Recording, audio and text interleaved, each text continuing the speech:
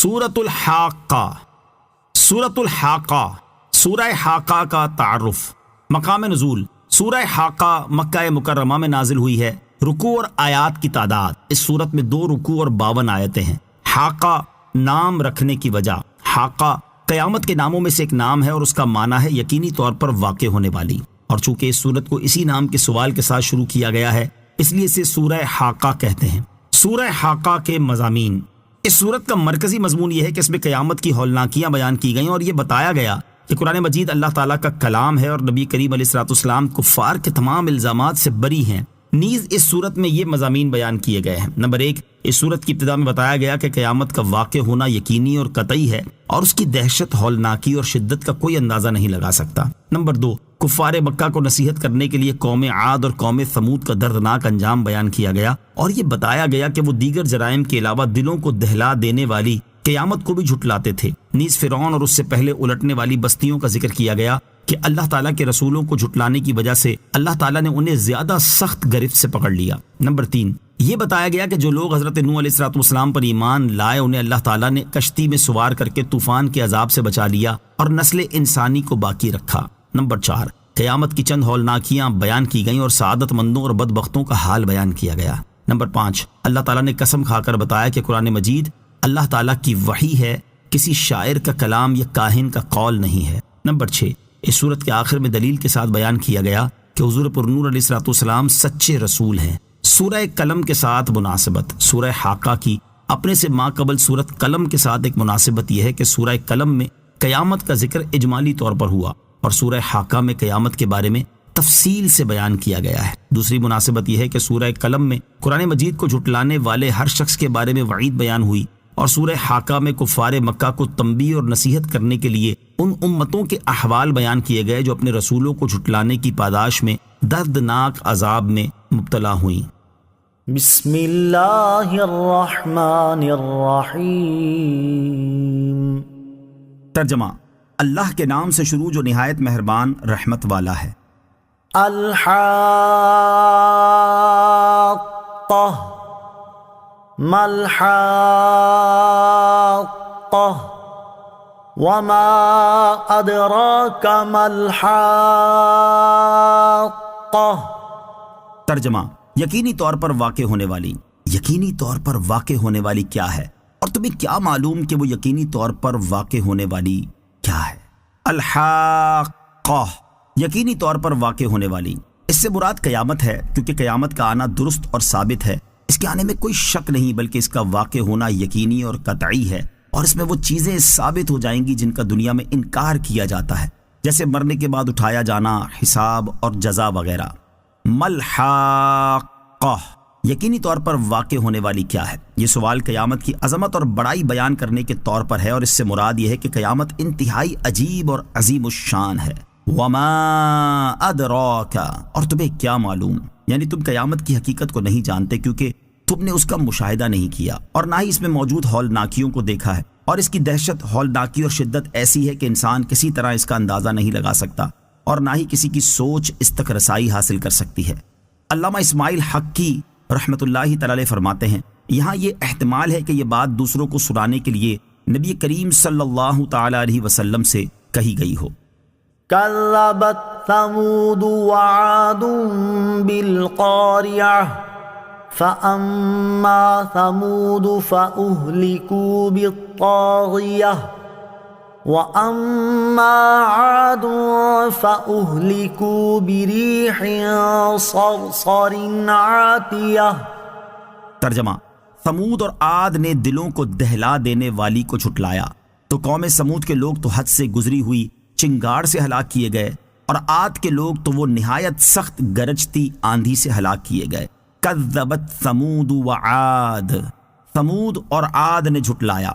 اس سے پہلی آیت میں قیامت کی ہولناکی اور شدت کو بیان کیا گیا اور یہاں سے سابقہ امتوں میں سے ان لوگوں کا انجام بیان کیا گیا جنہوں نے قیامت کو جھٹلایا تاکہ کفار مکہ ان سے نصیحت حاصل کریں اور قیامت کو جھٹلانے والوں کا انجام دیکھ کر ڈریں۔ چنانچہ اس آیت اور اس کے بعد والی 2 آیات کا خلاصہ یہ ہے کہ حضرت صالح علیہ الصلوۃ والسلام کی قوم سمود نے اور حضرت ہود علیہ الصلوۃ والسلام کی قوم عاد نے طرح طرح کی دہشتوں اور ہولناکیوں سے دلوں کو دہلا دینے والی قیامت کو جھٹلایا تو دیگر جرائم کے ساتھ ساتھ اس جرم کی وجہ سے بھی قوم سمود کے لوگ تو شدت میں حد سے گزری ہوئی چنگھاڑ یعنی سخت ہولناک آواز سے ہلاک کر دیے گئے، اور عاد کے لوگ انتہائی سخت گرجتی آندھی سے ہلاک کر دیے گئے، اور وہ لوگ اپنی طاقت اور قوت کے باوجود بھی اس آندھی کو روک نہ سکے۔ سخرها عليهم 7 ليال و8 أيام حسوما فترى القوم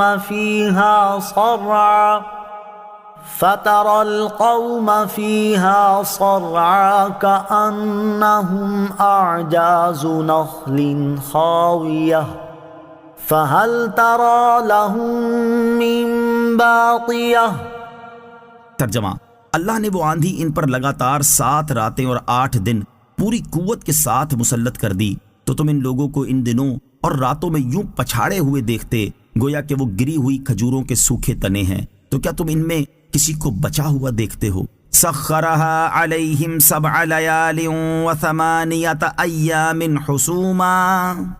اللہ نے وہ آندھی ان پر لگاتار 7 راتیں اور 8 دن پوری قوت کے ساتھ مسلط کر دی۔ اس آیت اور اس کے بعد والی آیت کا خلاصہ یہ ہے کہ اللہ تعالیٰ نے اپنی قدرت سے قوم عاد پر ماہ شوال کے آخر میں اور انتہائی تیز سردی کے موسم میں ایک بت سے دوسرے بت تک لگاتار 7 راتیں اور 8 دن وہ آندھی پوری قوت کے ساتھ مسلط کر دی۔ تو اے مخاطب، اگر تم اس واقعے کے وقت وہاں موجود ہوتے تو ان لوگوں کے ان دنوں اور راتوں میں پچھاڑے ہوئے دیکھتے، اور ہلاک ہونے کے بعد وہ لوگ ایسے معلوم ہوتے تھے جیسے وہ کھجور کے گرے ہوئے سوکھے تنے ہیں۔ تو کیا تم ایمان والوں کے علاوہ ان میں سے کسی چھوٹے بڑے مرد یا عورت کو بچا ہوا دیکھتے ہو؟ کہا گیا ہے کہ 8ویں روز جب صبح کو وہ سب لوگ ہلاک ہو گئے تو ہواؤں نے انہیں اڑا کر سمندر میں پھینک دیا اور ان میں سے ایک بھی باقی نہ رہا۔ وجاء فرعون ومن قبله والمؤتفكات بالخاطئة فعصوا رسول ربهم فأخذهم أخذة رابية۔ ترجمہ: اور فرعون اور اس سے پہلے والے اور الٹنے والی بستیوں نے خطاؤں کا ارتکاب کیا تو انہوں نے اپنے رب کے رسول کا حکم نہ مانا تو اللہ نے انہیں زیادہ سخت گرفت سے پکڑ لیا۔ وجاء فرعون ومن قبلہ،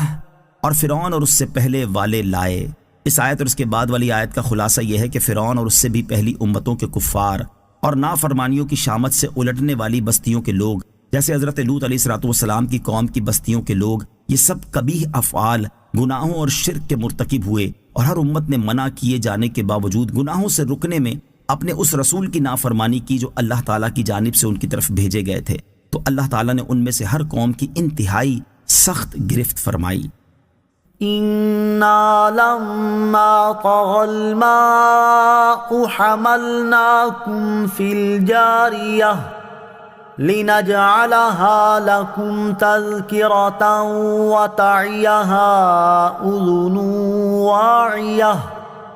ترجمہ: بے شک جب پانی نے سر اٹھایا تھا تو ہم نے تمہیں کشتی میں سوار کیا تاکہ اسے تمہارے لیے یادگار بنا دیں اور سن کر یاد رکھنے والے کان اس واقعے کو یاد رکھیں۔ اِنَّا لَمَّا طَغَى الْمَاءُ، بے شک جب پانی نے سر اٹھایا تھا۔ اس آیت اور اس کے بعد والی آیت کا خلاصہ یہ ہے کہ جب حضرت نوح علیہ السلام کی قوم کے کفر اور گناہوں پر قائم رہنے اور قیامت کے احوال کے ساتھ ساتھ دیگر جو احکام حضرت نوح علیہ السلام کی طرف وحی کیے جاتے تھے، ان میں حضرت نوح علیہ السلام کو جھٹلانے کی وجہ سے طوفان نوح کے پانی نے سر اٹھایا اور وہ درختوں، عمارتوں، پہاڑوں اور ہر چیز سے بلند ہو گیا تھا۔ تو اے لوگوں، ہم نے تمہیں اس وقت حضرت نوح علیہ السلام کی کشتی میں سوار کیا جبکہ تم اپنے آبا کی پشتوں میں تھے، تاکہ ہم مومنین کو نجات دینے اور کافروں کے ہلاک فرمانے کو تمہارے لیے یادگار بنا دیں، کہ یہ واقعہ لوگوں کے لیے عبرت و نصیحت کا سبب ہو اور اللہ تعالیٰ کی قدرت و حکمت کے کمال، اس کے قہر کی قوت اور رحمت کی وسعت کی دلیل ہو، اور سن کر یاد رکھنے والے لوگ اس واقعے کی کام کی باتوں کو یاد رکھیں تاکہ ان سے نفع اٹھا سکیں۔ یاد رہے کہ یہاں آبا سے حضرت نوح علیہ السلام کے 3 بیٹے سام، حام اور یافس مراد ہیں، اور سابقہ امتوں کے واقعات بیان کرنے اور ان پر آنے والے عذابات کا ذکر کرنے سے مقصود یہ ہے کہ اس امت کے لوگ رسول اللہ صلی اللہ تعالی علیہ وسلم کی نافرمانی کرنے میں ان لوگوں کی پیروی کرنے سے ڈریں۔ فَإِذَا نُفِخَ فِي الصُّورِ نَفْخَةٌ وَاحِدَةٌ وَحُمِلَتِ الْأَرْضُ وَالْجِبَالُ فَدُكَّتَا دَكَّةً وَاحِدَةً فَيَوْمَئِذٍ وَقَعَتِ الْوَاقِعَةُ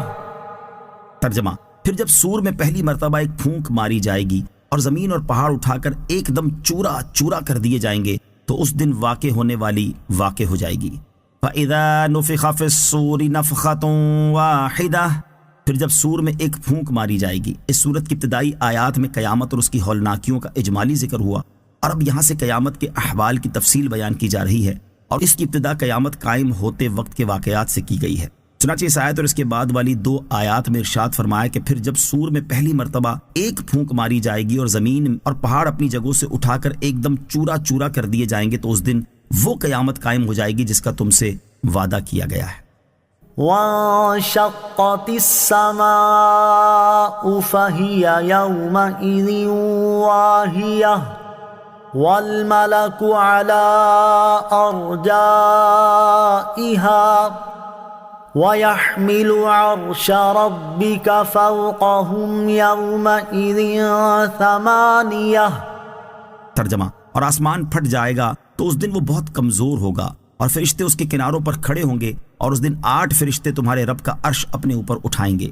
وَانشَقَّتِ السَّمَاءُ، اور آسمان پھٹ جائے گا۔ اس آیت اور اس کے بعد والی آیت کا خلاصہ یہ ہے کہ قیامت کے دن کی ہولناکی سے آسمان پھٹ جائے گا، تو ابھی اس قدر مضبوط اور مستحکم ہونے کے باوجود اس دن آسمان انتہائی ضعیف اور کمزور ہوگا، اور جن فرشتوں کا مسکن آسمان ہے وہ اس کے پھٹنے کے بعد اس کے کناروں پر کھڑے ہو جائیں گے، پھر اللہ تعالیٰ کے حکم سے اتر کر زمین کا احاطہ کر لیں گے، اور اس دن 8 فرشتے تمہارے رب عز و جل کا عرش اپنے سروں کے اوپر اٹھائیں گے۔ حضرت ابن اسحاق رحمۃ اللہ تعالی فرماتے ہیں، ہمیں یہ حدیث پہنچی ہے کہ عرش اٹھانے والے فرشتے آج کل 4 ہیں، اور قیامت کے دن ان کی تائید کے لیے 4 کا اور اضافہ کیا جائے گا، تو اس طرح 8 ہو جائیں گے۔ حضرت عبداللہ ابن عباس رضی اللہ تعالیٰ عنہما سے مروی ہے کہ 8 فرشتوں سے فرشتوں کی 8 صفیں مراد ہیں، جن کی تعداد اللہ تعالیٰ ہی جانتا ہے۔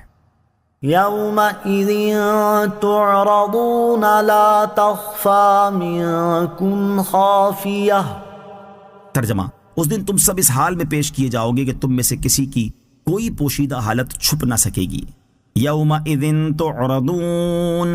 اس دن تم سب پیش کیے جاؤ گے۔ اس آیت کا معنی یہ ہے کہ اللہ تعالیٰ تمہارے تمام احوال جانتا ہے، اس پر تمہاری کوئی حالت پوشیدہ نہیں، اور قیامت کے دن تم اسی کی بارگاہ میں حساب کے لیے پیش کیے جاؤ گے۔ بعض مفسرین نے فرمایا کہ اس کا معنی یہ ہے کہ دنیا میں تمہاری جو حالت پوشیدہ تھی قیامت کے دن وہ پوشیدہ نہیں رہے گی، کیونکہ وہ مخلوق کے احوال ظاہر کر دے گی، تو نیک لوگ اپنی نیکیوں کی وجہ سے خوش ہوں گے اور گناہگار اپنے گناہوں کی وجہ سے غمزدہ ہوں گے۔ اپنے اعمال کا محاسبہ اور اخروی حساب کی تیاری کرنے کی ترغیب۔ اس آیت میں دنیا میں ہی اپنے اعمال کا محاسبہ کر لینے اور قیامت کے دن اللہ تعالیٰ کی بارگاہ میں ہونے والے حساب کی تیاری کر لینے کی بھی ترغیب ہے۔ اسی چیز کا حکم دیتے ہوئے ایک اور مقام پر اللہ تعالیٰ ارشاد فرماتا ہے، یا ایھا الذین آمنوا اتقوا اللہ ولتنظر نفس ما قدمت لغد۔ ترجمہ: اے ایمان والو، اللہ سے ڈرو اور ہر جان دیکھے کہ اس نے کل کے لیے آگے کیا بھیجا ہے۔ اور اپنے حساب کے معاملے میں لوگوں کا حال بیان کرتے ارشاد فرماتا ہے، اقترب للناس حسابهم وهم فی غفلۃ معرضون۔ ترجمہ: لوگوں کا حساب قریب آ گیا اور وہ غفلت میں منہ پھیرے ہوئے ہیں۔ اور قیامت کے دن حساب کے معاملات اور لوگوں کی جزا کے بارے میں بیان کرتے ہوئے ارشاد فرماتا ہے، وَعُرِضُوا عَلَىٰ رَبِّكَ صَفًّا لَقَدْ جِئْتُمُونَا كَمَا خَلَقْنَاكُمْ أَوَّلَ مَرَّةٍ بل زعمتم أن لن نجعل لكم موعدا ووضع الكتاب فترى المجرمين مشفقين مما فيه ويقولون يا ويلتنا ما لهذا الكتاب لا يغادر صغيرة ولا كبيرة إلا أحصاها وَوَجَدُوا مَا عَمِلُوا حَاضِرًا وَلَا يَظْلِمُ رَبُّكَ أَحَدًا۔ ترجمہ: اور سب تمہارے رب کی بارگاہ میں صفے باندھے پیش کیے جائیں گے، بے شک تم ہمارے پاس ویسے ہی آئے جیسے ہم نے تمہیں پہلی بار پیدا کیا تھا، بلکہ تمہارا گمان تھا کہ ہم ہرگز تمہارے لیے کوئی وعدے کا وقت نہ رکھیں گے، اور نامہ اعمال رکھا جائے گا تو تم مجرموں کو دیکھو گے کہ اس میں جو لکھا ہوا ہوگا اس سے ڈر رہے ہوں گے، اور کہیں گے ہائے ہماری خرابی، اس نامہ اعمال کو کیا ہے کہ اس نے ہر چھوٹے اور بڑے گناہ کو گھیرا ہوا ہے، اور لوگ اپنے تمام اعمال کو اپنے سامنے موجود پائیں گے، اور تمہارا رب کسی پر ظلم نہیں کرے گا۔ اور ارشاد فرمایا، وَكُلَّ إِنسَانٍ أَلْزَمْنَاهُ طَائِرَهُ فِي عُنُقِهِ وَنُخْرِجُ لَهُ يَوْمَ الْقِيَامَةِ كِتَابًا يَلْقَاهُ مَنشُورًا اقْرَأْ كِتَابَكَ كَفَى بِنَفْسِكَ الْيَوْمَ عَلَيْكَ حَسِيبًا مَنِ اهْتَدَى فَإِنَّمَا يَهْتَدِي لِنَفْسِهِ وَمَنْ ضَلَّ فَإِنَّمَا يَضِلُّ عَلَيْهَا۔ ترجمہ، اور ہر انسان کی قسمت ہم نے اس کے گلے میں لگا دی ہے، اور ہم اس کے لیے قیامت کے دن ایک نامہ اعمال نکالیں گے جسے وہ کھلا ہوا پائے گا۔ فرمایا جائے گا کہ اپنا نامہ اعمال پڑھ، آج اپنے متعلق حساب کرنے کے لیے تو خود ہی کافی ہے۔ جس نے ہدایت پائی اس نے اپنے فائدے کے لیے ہی ہدایت پائی، اور جو گمراہ ہوا تو اپنے نقصان کو ہی گمراہ ہوا۔ اور ارشاد فرمایا للذین استجابوا لربهم الحسنى والذین لم يستجیبوا له لو ان لهم ما في الارض جميعا ومثله معه لافتدوا به اولئک لهم سوء الحساب ومأواهم جہنم وبئس المہاد۔ ترجمہ، جن لوگوں نے اپنے رب کا حکم مانا انہی کے لیے بھلائی ہے، اور جنہوں نے اس کا حکم نہ مانا ان کا حال یہ ہوگا کہ اگر زمین میں جو کچھ ہے اور اس جیسا اور اس کے ساتھ ہوتا تو اپنی جان چھڑانے کو دے دیتے۔ ان کے لیے برا حساب ہوگا اور ان کا ٹھکانہ جہنم ہے، اور وہ کیا ہی برا ٹھکانہ ہے۔ اور حضرت عمر بن خطاب رضی اللہ تعالیٰ عنہ نے ایک مرتبہ اپنے خطبے میں ارشاد فرمایا، اے لوگو، تم حساب کیے جانے سے پہلے اپنے آپ کا محاسبہ کر لو، اور اعمال کا وزن کیے جانے سے پہلے اپنے آپ کے اعمال کا وزن کر لو، اور اس دن کی بڑی پیشی کی تیاری کر لو جس دن تم سب اللہ کی بارگاہ میں اس حال میں پیش کیے جاؤ گے کہ تم میں سے کسی کی کوئی پوشیدہ حالت چھپ نہ سکے گی۔ اللہ تعالیٰ ہمیں اپنے اعمال کا محاسبہ کرنے اور آخرت میں ہونے والے حساب کی ابھی سے تیاری کرنے کی توفیق عطا فرمائے، آمین۔ فَأَمَّا مَنْ أُوتِيَ كِتَابَهُ بِيَمِينِهِ فَيَقُولُ هَاؤُمُ اقْرَءُوا كِتَابِيَهْ إِنِّي ظَنَنتُ أَنِّي مُلَاقٍ حِسَابِيَهْ۔ ترجمہ، تو بہرحال جسے اس کا نامہ اعمال اس کے دائیں ہاتھ میں دیا جائے گا تو وہ کہے گا، لو میرا نامہ اعمال پڑھ لو، بے شک مجھے یقین تھا کہ میں اپنے حساب کو ملنے والا ہوں۔ فَأَمَّا مَنْ أُوتِيَ كِتَابَهُ بِيَمِينِهِ،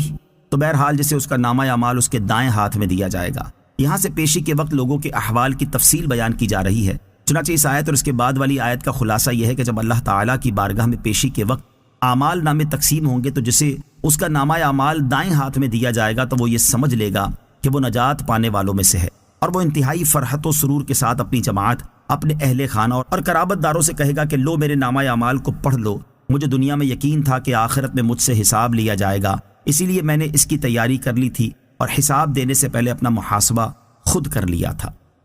فَهُوَ فِي عِيشَةٍ رَاضِيَةٍ فِي جَنَّةٍ عَالِيَةٍ قُطُوفُهَا دَانِيَةٌ كُلُوا وَاشْرَبُوا هَنِيئًا بِمَا أَسْلَفْتُمْ فِي الْأَيَّامِ الْخَالِيَةِ۔ ترجمہ، تو وہ پسندیدہ زندگی میں ہوگا، بلند باغ میں اس کے پھل قریب ہوں گے، کہا جائے گا گزرے ہوئے دنوں میں جو تم نے آگے بھیجا اس کے بدلے میں خوشگواری کے ساتھ کھاؤ اور پیو۔ فَهُوَ فِي عِيشَةٍ رَاضِيَةٍ، تو وہ پسندیدہ زندگی میں ہوگا۔ یہاں سے ان لوگوں کا ثواب بیان کیا گیا ہے جنہیں اعمال نامے دائیں ہاتھ میں ملیں گے، چنانچہ اس آیت اور اس کے بعد والی 3 آیات کا خلاصہ یہ ہے کہ جسے دائیں ہاتھ میں اعمال نامہ دیا جائے گا تو وہ عذاب سے محفوظ رہنے اور ثواب ملنے کی وجہ سے بلند باغ میں پسندیدہ زندگی میں ہوگا، اس کے پھل کھانے والے کے قریب ہوں گے کہ کھڑے بیٹھے لیٹے ہر حال میں جیسے چاہے بآسانی لے سکے گا، اور ان سے کہا جائے گا کہ دنیا میں تم نے جو نیک اعمال آخرت کے لیے کیے ان کے بدلے میں خوشگواری کے ساتھ کھاؤ اور پیو۔ نیک سیرت چرواہا حضرت نافع رضی اللہ تعالیٰ عنہ فرماتے ہیں، ایک مرتبہ میں حضرت عبداللہ ابن عمر رضی اللہ تعالیٰ عنہ کے ساتھ مدینہ منورہ کی ایک وادی میں گیا، ہمارے ساتھ کچھ اور لوگ بھی تھے، انہوں نے اپنا دسترخوان لگایا اور سب کھانا کھانے لگے۔ تھوڑی دیر بعد ہمارے قریب سے ایک چرواہا گزرا، حضرت عبداللہ ابن عمر رضی اللہ تعالیٰ عنہ نے اس سے فرمایا، آئیے آپ بھی ہمارے ساتھ کھانا تناول فرمائیے۔ چرواہے نے جواب دیا، میرا روزہ ہے۔ آپ رضی اللہ تعالیٰ عنہ نے اس سے فرمایا، تم اس شدید گرمی کے عالم میں سارا دن جنگل میں بکریاں چراتے اور اتنی مشقت کا کام کرتے ہو اور پھر بھی تم نے نفلی روزہ رکھا ہوا ہے، کیا تم پر نفلی روزہ رکھنا ضروری ہے؟ یہ سن کر وہ چرواہا کہنے لگا، حضور کیا وہ وقت آ گیا جس کے بارے میں قرآن پاک میں فرمایا گیا کہ کلوا واشربوا ہنیئا بما اسلفتم فی الایام الخالیہ۔ ترجمہ، کہا جائے گا گزرے ہوئے دنوں میں جو تم نے آگے بھیجا اس کے بدلے میں خوشگواری کے ساتھ کھاؤ اور پیو۔ حضرت عبداللہ ابن عمر رضی اللہ تعالیٰ عنہما اس چرواہے کی باتیں سن کر بڑے حیران ہوئے اور اس سے فرمانے لگے، تم ہمیں ایک بکری فروخت کر دو، ہم اسے ذبح کریں گے، تمہیں اس کا گوشت بھی کھلائیں گے اور بکری کی مناسب قیمت بھی دیں گے۔ آپ رضی اللہ تعالیٰ عنہ کی یہ بات سن کر وہ چرواہا عرض گزار ہوا، حضور یہ بکریاں میری ملکیت میں نہیں بلکہ یہ میرے آقا کی ہیں، میں تو غلام ہوں، میں انہیں کیسے فروخت کر سکتا ہوں؟ آپ رضی اللہ تعالیٰ عنہ اس کی امانت داری سے بہت متاثر ہوئے اور ہم سے فرمایا، یہ بھی تو ممکن تھا کہ یہ چرواہا ہمیں بکری بیچ دیتا اور جب اس کا آقا پوچھتا تو جھوٹ بول دیتا کہ بکری کو بھیڑیا کھا گیا ہے، لیکن دیکھو یہ کتنا امین اور متقی چرواہا ہے۔ چرواہے نے بھی یہ بات سن لی، اس نے آسمان کی طرف انگلی اٹھائی اور یہ کہتے ہوئے وہاں سے چلا گیا، اگرچہ میرا آقا مجھے نہیں دیکھ رہا لیکن میرا پروردگار عز و جل تو مجھے دیکھ رہا ہے، میرا رب عز و جل تو میرے ہر فعل سے باخبر ہے۔ حضرت عبداللہ ابن عمر رضی اللہ تعالیٰ عنہما اس چرواہے کی باتوں اور نیک سیرت سے بہت متاثر ہوئے اور آپ رضی اللہ تعالیٰ عنہ اس چرواہے کے مالک کے پاس پہنچے اور اس نیک چرواہے کو خرید کر آزاد کر دیا اور ساری بکریاں بھی خرید کر اس چرواہے کو تحفے میں دے دیں۔ وَأَمَّا مَنْ أُوتِيَ كِتَابَهُ بِشِمَالِهِ فَيَقُولُ يَا لَيْتَنِي لَمْ أُوتَ كِتَابِيَهْ وَلَمْ أَدْرِ مَا حِسَابِيَهْ يَا لَيْتَهَا كَانَتِ الْقَاضِيَةَ مَا أَغْنَى عَنِّي مَالِيَهْ ہلک عنی سلطانیہ۔ ترجمہ، اور رہا وہ جسے اس کا نامہ اعمال اس کے بائیں ہاتھ میں دیا جائے گا تو وہ کہے گا، اے کاش کہ مجھے میرا نامہ اعمال نہ دیا جاتا اور میں نہ جانتا کہ میرا حساب کیا ہے، اے کاش کہ دنیا کی موت ہی میرا کام تمام کر دینے والی ہو جاتی، میرا مال میرے کچھ کام نہ آیا، میرا سب زور جاتا رہا۔ وَأَمَّا مَنْ أُوتِيَ كِتَابَهُ بِشِمَالِهِ، اور رہا وہ جسے اس کا نامہ اعمال اس کے بائیں ہاتھ میں دیا جائے گا۔ سعادت مندوں کا حال بیان کرنے کے بعد اب بدبختوں کا حال بیان کیا جا رہا ہے۔ چنانچہ اس آیت اور اس کے بعد والی 4 آیات کا خلاصہ یہ ہے کہ جس کا نامہ اعمال بائیں ہاتھ میں دیا جائے گا تو وہ جب اپنے نامہ اعمال کو دیکھے گا اور اس میں اپنے برے اعمال لکھے ہوئے پائے گا تو شرمندہ اور رسوا ہو کر کہے گا، اے کاش کہ مجھے میرا نامہ اعمال نہ دیا جاتا اور میں نہ جانتا کہ میرا حساب کیا ہے، اے کاش کہ دنیا کی موت ہی ہمیشہ کے لیے میری زندگی ختم کر دیتی اور مجھے حساب کے لیے نہ اٹھایا جاتا اور اپنا اعمال نامہ پڑھتے وقت مجھے یہ ذلت و رسوائی پیش نہ آتی، میرا وہ مال جو میں نے دنیا میں جمع کیا تھا میرے کچھ کام نہ آیا اور وہ ذرا سا بھی میرا عذاب ٹال نہ سکا، میرا سب زور جاتا رہا اور میں ذلیل و محتاج ہو کر رہ گیا۔ حضرت عبداللہ ابن عباس رضی اللہ تعالی عنہما فرماتے ہیں کہ اس سے اس کی مراد یہ ہوگی کہ دنیا میں جو حجتیں میں کیا کرتا تھا وہ سب باطل ہو گئیں۔ خذوه فغلوه ثم الجحیم صلوه ثم في سلسلة ذرعها 70 ذراعا فاسلكوه۔ ترجمہ، فرشتوں کو حکم ہوگا اسے پکڑو، پھر اسے توق ڈالو، پھر اسے بھڑکتی آگ میں داخل کرو، پھر ایسی زنجیر میں جکڑ دو جس کی لمبائی 70 ہاتھ ہے۔ خذوہ فغلوہ، فرشتوں کو حکم ہوگا اسے پکڑو پھر اسے توق ڈالو۔ اس آیت اور اس کے بعد والی 2 آیات کا خلاصہ یہ ہے کہ اس کے بعد اللہ تعالیٰ جہنم کے خازنوں کو حکم دے گا کہ تم اپنے رب عز و جل کے اس نافرمان کو پکڑ لو، پھر اس کے ہاتھ اس کی گردن سے ملا کر توق میں باندھ دو، پھر اسے بھڑکتی آگ میں داخل کر دو تاکہ اس کی جزا اس کے گناہ کے مطابق ہو، پھر ایسی زنجیر کو جس کی لمبائی فرشتوں کے ہاتھ سے 70 ہاتھ ہے اس میں اس طرح داخل کر دو جیسے کسی چیز میں ڈوری داخل کی جاتی ہے۔ انہ کان لا یؤمن باللہ العظیم ولا یحض علی طعام المسکین۔ ترجمہ، بے شک وہ عظمت والے اللہ پر ایمان نہ لاتا تھا اور مسکین کو کھانا دینے کی ترغیب نہیں دیتا تھا۔ انہ کان لا یؤمن باللہ العظیم، بے شک وہ عظمت والے اللہ پر ایمان نہ لاتا تھا۔ اس آیت اور اس کے بعد والی آیت کا خلاصہ یہ ہے کہ اسے یہ شدید عذاب اس لیے دیا جائے گا کہ وہ دنیا میں اللہ تعالیٰ کے ساتھ کفر کرتا تھا اور اس کی عظمت و وحدانیت کا اعتقاد نہ رکھتا تھا، اور وہ اپنے کفر کے ساتھ ساتھ نہ اپنے نفس کو، نہ اپنے اہل خانہ کو اور نہ دوسروں کو مسکین کو کھانا دینے کی ترغیب دیتا تھا۔ حضرت عبداللہ بن احمد نصفی رحمۃ اللہ تعالی فرماتے ہیں اس میں اشارہ ہے کہ وہ مرنے کے بعد اٹھائے جانے کا قائل نہ تھا، کیونکہ مسکین کو کھانا دینے والا مسکین سے تو کسی بدلے کی امید رکھتا ہی نہیں، بلکہ محض اللہ تعالیٰ کی رضا اور ثواب آخرت کی امید پر مسکین کو دیتا ہے، اور جو مرنے کے بعد اٹھائے جانے اور آخرت پر ایمان ہی نہ رکھتا ہو تو اسے مسکین کو کھلانے کی کیا غرض ہے؟ مسکین کو کھانا کھلانے کی ترغیب، اس سے معلوم ہوا کہ مسکین کو کھانا کھلانے اور اس کی ترغیب دینے کی بہت اہمیت ہے، اور اسے محروم کرنا جرم عظیم ہے۔ مسکین وہ شخص ہے جس کے پاس کچھ نہ ہو، یہاں تک کہ کھانے اور بدن چھپانے کے لیے اس کا محتاج ہے کہ لوگوں سے سوال کرے، اور اس کے لیے سوال کرنا حلال ہے۔ مسکین کو کھانا کھلانے کا ثواب بہت زیادہ ہے، چنانچہ اللہ تعالیٰ اپنے نیک بندوں کا وصف بیان کرتے ہوئے ارشاد فرماتا ہے وَيُطْعِمُونَ الطَّعَامَ عَلَى حُبِّهِ مِسْكِينًا وَيَتِيمًا وَأَسِيرًا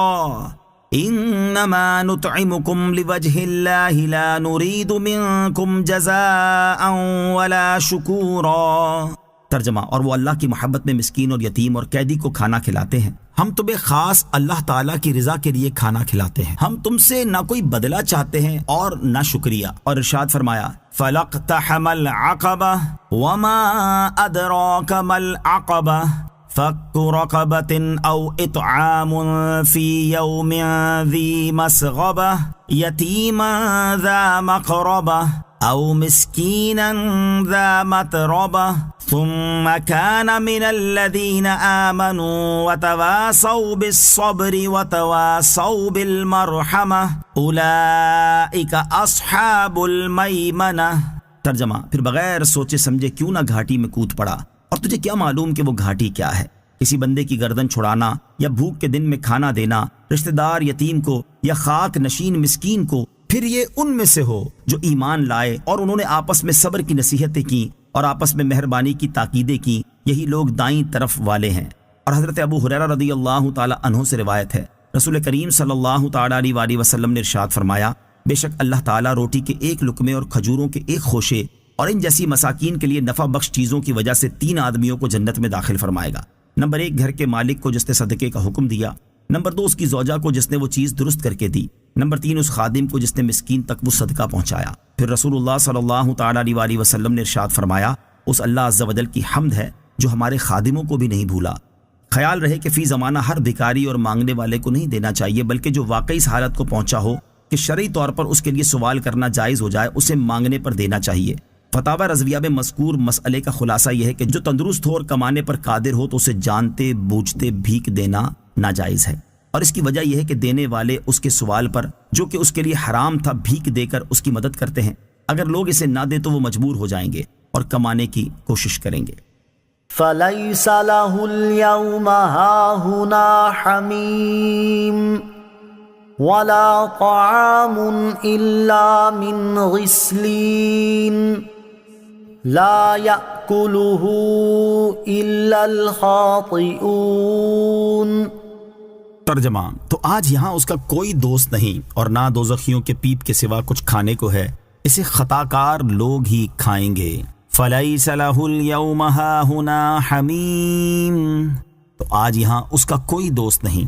اس آیت اور اس کے بعد والی 2 آیات کا خلاصہ یہ ہے کہ قیامت کے دن پکڑنے اور توق ڈالے جانے کی جگہ پر کافر کا کوئی دوست نہیں جو اسے کچھ نفع پہنچائے یا اس کی شفاعت کرے، اور نہ اس کے لیے دوزخیوں کے پیپ کے سوا کچھ کھانے کو ہے، اور اس پیپ کو کفار ہی کھائیں گے جو کہ خطاکار ہیں۔ جہنمیوں کی پیپ کی کیفیت۔ قیامت کے دن کفار کا کوئی دوست نہ ہونے کے بارے میں ایک اور مقام پر اللہ تعالیٰ ارشاد فرماتا ہے، مَا لِلظَّالِمِينَ مِنْ حَمِيمٍ وَلَا شَفِيعٍ يُطَاعُ۔ ترجمہ، ظالموں کا نہ کوئی دوست ہوگا اور نہ کوئی سفارشی جس کا کہا مانا جائے۔ اور جہنمیوں کی پیپ کے بارے میں حضرت ابو سعید خدری رضی اللہ تعالی عنہ سے روایت ہے، حضور اقدس صلی اللہ تعالی علیہ وسلم نے ارشاد فرمایا، اگر جہنمیوں کی پیپ کا ایک ڈول دنیا میں انڈیل دیا جائے تو وہ پوری دنیا والوں کو بدبودار کر دے۔ فلا اقسم بما تبصرون وما لا تبصرون۔ ترجمہ، تو مجھے ان چیزوں کی قسم ہے جنہیں تم دیکھتے ہو اور ان چیزوں کی جنہیں تم نہیں دیکھتے۔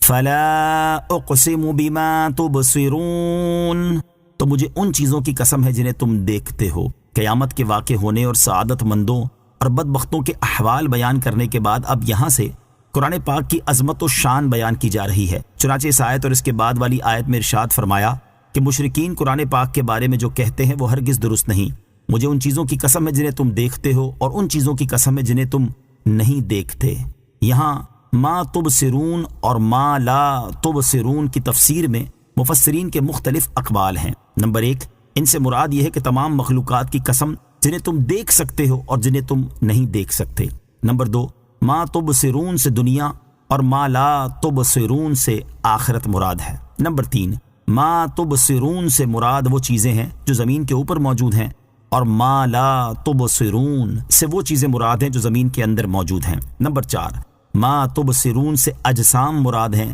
اور ما لا تبصرون سے روحیں مراد ہیں۔ نمبر 5، ما تبصرون سے ظاہری نعمتیں مراد ہیں اور ما لا تبصرون سے باطنی نعمتیں مراد ہیں۔ ان کی تفسیر میں مفسرین کے اور بھی قول ہیں، اور یہ بھی ہو سکتا ہے کہ سارے ہی معنی مراد ہوں۔ إنه لقول رسول كريم وما هو بقول شاعر قليلا ما تؤمنون ولا بقول كاهن قليلا ما تذكرون تنزيل من رب العالمين۔ ترجمہ، بے شک یہ قرآن ضرور ایک معزز رسول سے باتیں ہیں اور وہ کسی شاعر کی بات نہیں ہے، تم بہت کم یقین رکھتے ہو، اور نہ کسی کاہن کی بات ہے، تم بہت کم نصیحت مانتے ہو۔ یہ قرآن سارے جہانوں کے رب کی طرف سے اتارا ہوا ہے۔ انہ لقول رسول کریم،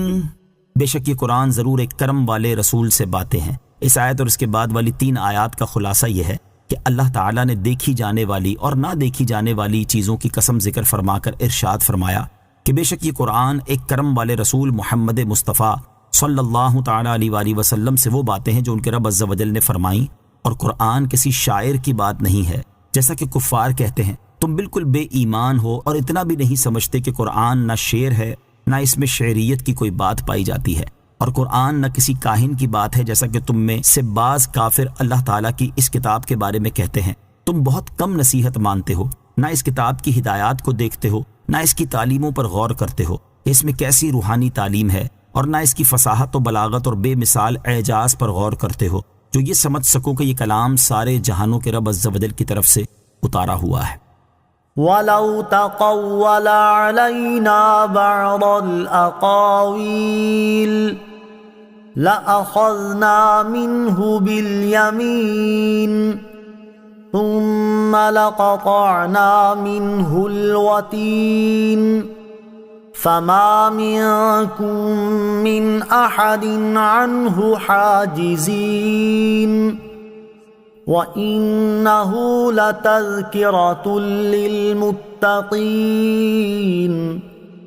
ترجمہ، اور اگر وہ ایک بات بھی خود بنا کر ہمارے اوپر لگا دیتے تو ضرور ہم ان سے قوت کے ساتھ بدلہ لیتے، پھر ان کی دل کی رگ کاٹ دیتے، پھر تم میں کوئی ان سے روکنے والا نہ ہوتا، اور بے شک یہ قرآن ڈر والوں کے لیے ضرور نصیحت ہے۔ وَلَوْ تَقَوَّلَ عَلَيْنَا بَعْضَ الْأَقَاوِيلِ، اور اگر وہ ایک بات بھی خود بنا کر ہمارے اوپر لگا دیتے۔ اس آیت اور اس کے بعد والی 3 آیات میں ارشاد فرمایا کہ سارا قرآن اپنی طرف سے بنا لینا تو دور کی بات ہے، اگر بالفرض میرے حبیب صلی اللہ تعالیٰ علیہ وآلہ وسلم ایک بات بھی خود سے بنا کر ہمارے اوپر لگا دیتے جو ہم نے نہ فرمائی ہوتی، یا ہم نے وہ بات کہنے کی انہیں اجازت نہ دی ہوتی، تو ضرور ہم ان سے قوت اور قدرت کے ساتھ بدلہ لیتے، پھر ان کی دل کی رگ کاٹ دیتے، جس کے کاٹتے ہی موت واقع ہو جاتی ہے، پھر تم میں سے کوئی ہمیں ان سے بدلہ لینے سے روکنے والا نہ ہوتا۔ خلاصہ یہ ہے کہ اے کافروں، سید المرسلین صلی اللہ تعالیٰ علیہ وآلہ وسلم تمہاری وجہ سے اللہ تعالیٰ کی طرف جھوٹی بات منسوب نہیں کر سکتے، حالانکہ وہ جانتے ہیں کہ جو ایسا کرے گا اللہ تعالیٰ اسے سزا دے گا، اور اللہ تعالیٰ کی دی ہوئی سزا دور کرنے پر کوئی بھی قادر نہیں۔ یہ آیات مبارکہ سرکار دو عالم صلی اللہ تعالیٰ علیہ وآلہ وسلم کے کمال صدق اور بارگاہ خداوندی میں نہایت درجے قابل اعتماد ہونے کی دلیل ہیں۔ وَإِنَّهُ لَتَذْكِرَةٌ لِّلْمُتَّقِينَ، اور بے شک یہ قرآن ڈر والوں کے لیے ضرور نصیحت ہے، یعنی بے شک یہ قرآن ان لوگوں کے لیے نصیحت ہے جو اللہ تعالیٰ کے فرائض کی بجا آوری کر کے اور اس کی نافرمانیاں چھوڑ کر اللہ تعالیٰ کے عذاب سے ڈرتے ہیں، کیونکہ یہی لوگ اس کی نصیحتوں سے فائدہ اٹھاتے ہیں۔ وَإِنَّا لَنَعْلَمُ أَنَّ مِنكُم مُّكَذِّبِينَ وَإِنَّهُ لَحَسْرَةٌ عَلَى الْكَافِرِينَ وَإِنَّهُ لَحَقٌّ حق اليقين فسبح باسم ربك العظيم۔ ترجمہ، اور بے شک ضرور ہم جانتے ہیں کہ تم میں سے کچھ جھٹلانے والے ہیں، اور بے شک وہ کافروں پر ضرور حسرت ہے، اور بے شک وہ ضرور یقینی حق ہے، تو اے محبوب تم اپنے عظمت والے رب کے نام کی پاکی بیان کرو۔ وَإِنَّا لَنَعْلَمُ، اور بے شک ضرور ہم جانتے ہیں، یعنی اے لوگوں ضرور ہم جانتے ہیں کہ تم میں سے کچھ لوگ قرآن کو جھٹلاتے ہیں، تو ہم انہیں ان کے جھٹلانے پر سزا دیں گے۔ وَإِنَّهُ لَحَسْرَةٌ عَلَى الْكَافِرِينَ، اور بے شک وہ کافروں پر ضرور حسرت ہے، یعنی بے شک وہ قرآن کافروں پر حسرت کا سبب ہوگا کہ جب وہ قیامت کے دن قرآن پر ایمان لانے والوں کا ثواب اور اس کا انکار کرنے والوں اور جھٹلانے والوں کا عذاب دیکھیں گے تو اپنے ایمان نہ لانے پر افسوس کریں گے اور حسرت و ندامت میں گرفتار ہوں گے۔ وَإِنَّهُ لَحَقُّ الْيَقِينِ، اور بے شک وہ ضرور یقینی حق ہے۔ اس آیت کی ایک تفسیر یہ ہے کہ بے شک قیامت کے دن کفار کی ندامت یقینی حق ہے۔ دوسری تفسیر یہ ہے کہ بے شک قرآن کا اللہ تعالیٰ کی طرف سے ہونا یقینی حق ہے۔ تیسری تفسیر یہ ہے کہ بے شک قرآن یقینی حق ہے کہ اس میں شک و شبے کی کوئی گنجائش ہی نہیں۔ فَسَبِّحْ بِاسْمِ رَبِّكَ الْعَظِيمِ، تو اے محبوب تم اپنے عظمت والے رب کے نام کی پاکی بیان کرو۔ ارشاد فرمایا کہ اے حبیب صلی اللہ تعالیٰ علیہ وسلم، آپ اپنے عظمت والے رب عز و جل کی ہر طرح کے نقص و عیب سے پاکی بیان کریں اور اس کا شکر ادا کریں کہ اس نے تمہاری طرف اپنے اس جلیل کلام کی وحی فرمائی۔ آمنت باللہ صدق اللہ العظیم۔